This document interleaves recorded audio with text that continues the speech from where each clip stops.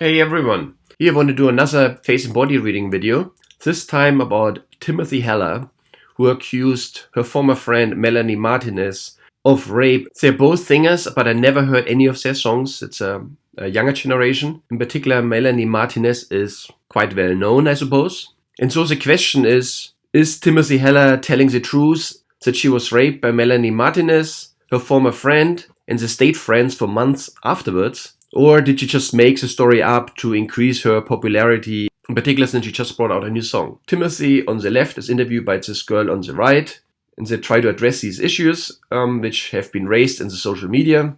And let's have a look at these two girls more closely. So let's apply some Chinese face reading. Timothy has these long arched eyebrows, so friendship is very important. And the question is, of course, if someone breaks up with her, in what kind of condition would she be? She has also these very long artificial eyelashes. Long eyelashes make someone appear very soft and innocent. However, this is just a trick in most cases. A person like that can sting very hard and can be quite hurtful. She also has the colored hair. Apparently this is her real hair, but it's colored. And it covers her forehead. So the forehead is always an area which shows experiences from someone in their 20s. And I think she's in her 20s. The hairline says something about how strongly someone is connected with their parents. In her case, it would be her mother. And we can't see this, so this is covered up somehow. Also, we notice the hair is colored. And so coloring hair is one of the last attempts, or extreme attempts, to express someone's feelings or express someone's attitudes if clothes and behavior is not enough anymore. And we will come back to this in a second. On the right, this girl, I think we see her hairline much better. She has very close connection with her mom in particular. Friendship is also important. She has these bulging eyes. This is someone who likes to gossip. You shouldn't tell anyone like that your secrets, because they won't stay secrets. And she has these braces, so she looks extremely young. I don't know how old she is. She might be a teenager. She's in her 20s, Timothy on the left. And so now they're discussing these issues. However, before we start, let's talk a little bit about personality, in particular Timothy. As I mentioned, the color of the hair is a strong indicator to express feelings and attitude and individuality. And it's a very strong statement. But let's talk about this more generally. Let's talk about some biology. If you talk about single cells, they can have the same genetic material and they can be in different states. This is important for stem cell differentiation. And this is attributed to molecular noise inside a cell which can push it in certain attractive states. This is also known as epigenetics. It's a very hot topic in science. Now, if you talk about higher animals like humans, noise is not an option because an organism like that has to be able to stably develop and produce. We can't have noise in an organism like that. And the genetic similarity between individuals across this planet, independent what human race, is 99.5%. So there's hardly any genetic variability to explain a lot of changes in demeanor and looks. So to express variability among humans, it's very useful to think about family constellations, which is essentially a therapy method which explains the fate or the behavior or why someone is sick or successful and how this is influenced by past generations. So whenever someone has been excluded or there were secrets in the family, this affects future generations. Everyone has to be accounted for. It's basically justice or love at some level. And so just to give some examples, if someone is gay, this is often the case that this is caused by someone in the family of the opposite sex in previous generations who was excluded and has to be represented. And if no one is available of the same sex, then it can be represented by someone of the opposite sex, and that can lead to gay or bisexual behavior. Another example is schizophrenia. This is someone who has issues with identifying who their real parents were. In particular, it can be caused by a murder in the family, and now the murderer and the victim have to be represented. They're both family members. Then if they're represented by the same person, that can lead to split personality and schizophrenia. Another example is depression. A depressed person is someone who is not be able to accept their parents. There's some connection missing, a source of love and support is missing. and that can lead to depression. So I'm just mentioning all these things because this person here on the left is very artistic, but she's also has mental health issues apparently, and she's expressing herself very strongly with her looks, in particular now even her hair color, which is quite an extreme measure of expressing oneself. And so this is quite a complicated personality here we are looking at, yeah? And on the right side, we have this very quirky little young girl, and she gets a hell of a kick out of, talking this gossip here. She's enjoying herself very, very much here. Okay, let's get started. Now they discuss a very grown-up or a very serious topic, which is the alleged rape of Timothy Heller by Melanie Martinez. Before we analyze more what they're saying, let's look at their demeanor and how they present themselves here. So we will see that Timothy is playing with her hair, she's fiddling with her ear, is her lips, she's cleaning her teeth at some point, she's changing the position of her hair from front to back, and to some degree also on the right here by the interviewer. Let's take a look at some examples. We're posting that picture of me with the half black and half purple wig the day after. So now the hair is back. It was 2 years ago, and I could very well be wrong. That's touching the ears. Hair is back. A lot of people weren't here before, so cleaning of the teeth. But so why, were you? And she had just posted playing with the hair on the right. I was like, haha, and I put it on, and then she did my makeup for fun, and that's it. When did the friendship end? Was it earlier this year, or was it more? Cleaning the teeth. That's true. I understand. Touching the ear. Yeah. So I pursing the lips. And I heard your reply, but people are saying what's your thing tried? Has you tried to talk to your boyfriend? Again, touching the hair. Now the hair is to the front. But I feel like there could have. And so on. Let's look at the interviewer for a second as well. Things, and I was like, oh my god, that's so She's funny. nodding, she's getting really excited about what they're talking about. Started playing it, super excited about the gossiping. And she had just playing with the hair. And I was like, haha. I've been bothered for 2 days. Touching her face, touching her hair. I said no for a good while, I said no for a good while, Why did you touching of the mouth. Of your mouth on your account? Because people were commenting. Touching the hair. It's like if I leave, I'm super excited about the gossiping. Wow. So much. And I'm like, touching of the eyes. So of course of these things, fiddling around, touching the face, hiding behind the hand or the fingers. These could be someone who are under stress, who want to dissipate their stress, who feel very uncomfortable. These are so-called pacifiers. However, in this case, it doesn't seem to be the case. They really enjoy their gossiping here. They have a fantastic time overall. It's a little bit like two girls chatting at night over an ice cream about their boyfriends and their issues and so on. So they're feeling quite comfortable here in the situation. Rape must be an awful experience, a very traumatic experience.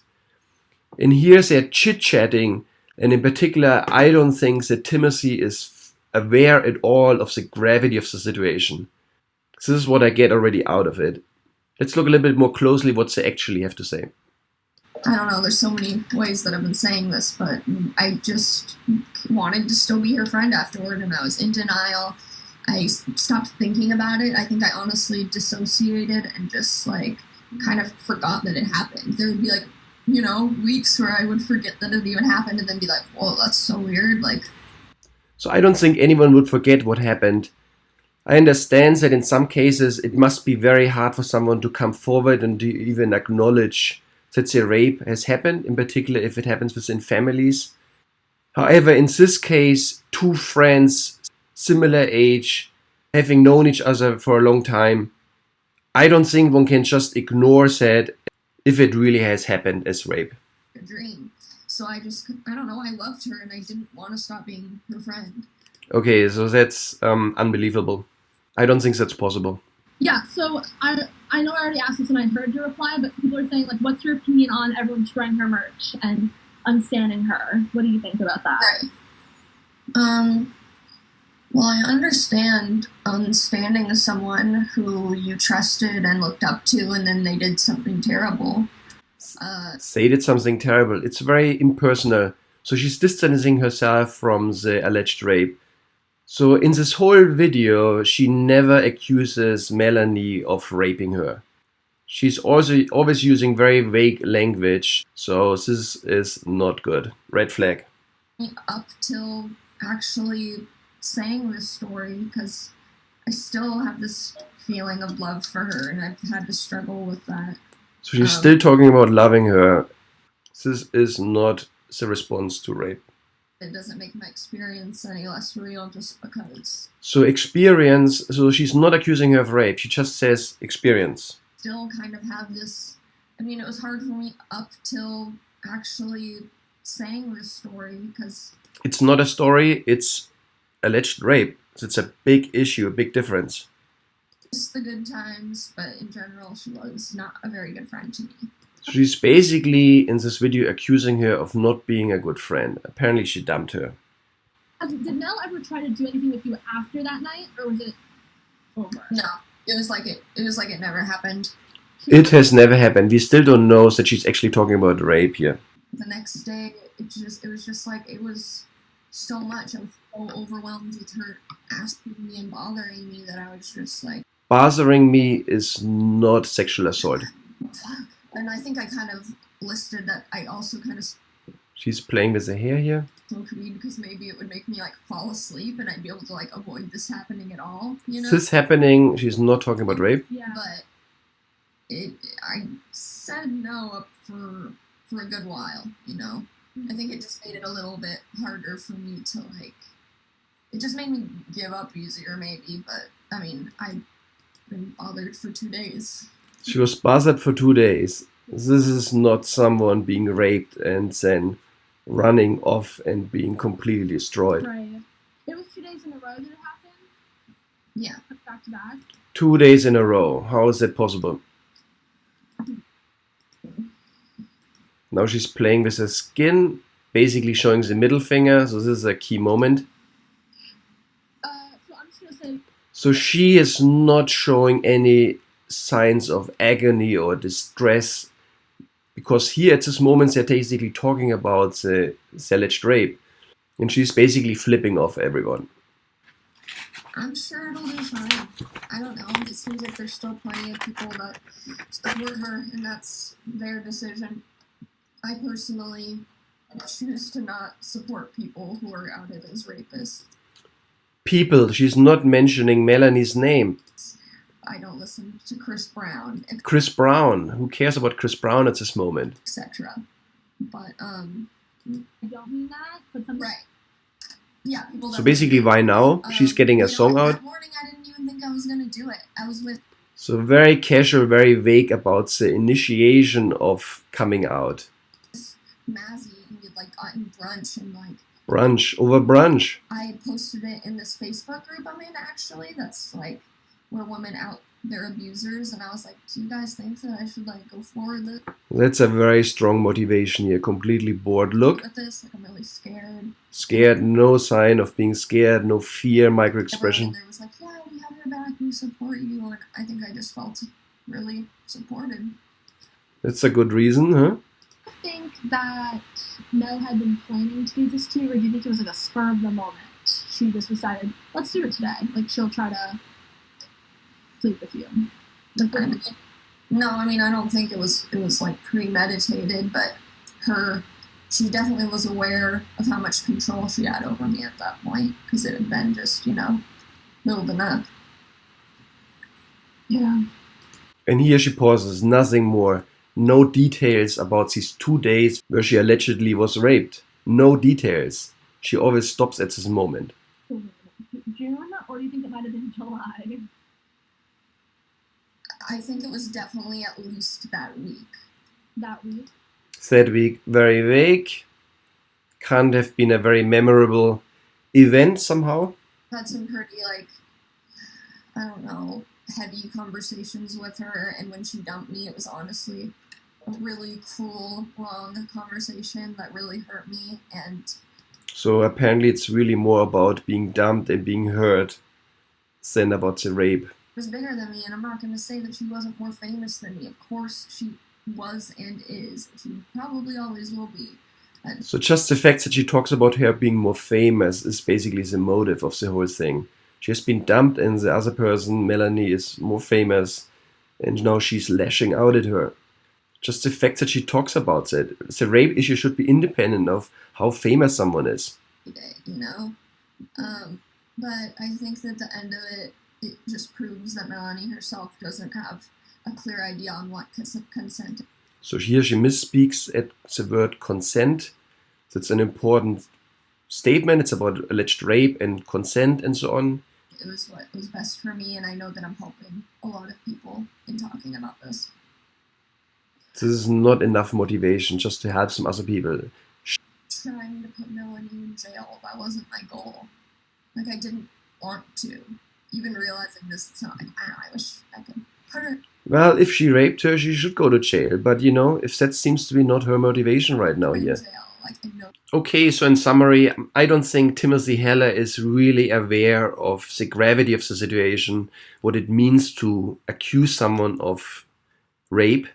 And also, you know, she doesn't show any expressions of agony or distress when she talks about the actual event. And she actually doesn't really talk about it even. She was with her for 2 days without running away screaming. Instead, she wants to raise awareness. This is not a good motivation, not good enough at all. Most likely she tries to get attention. So this is my personal take on this issue here. I don't think there's much to it. Okay, I hope you liked the video and talk to you next time. Bye.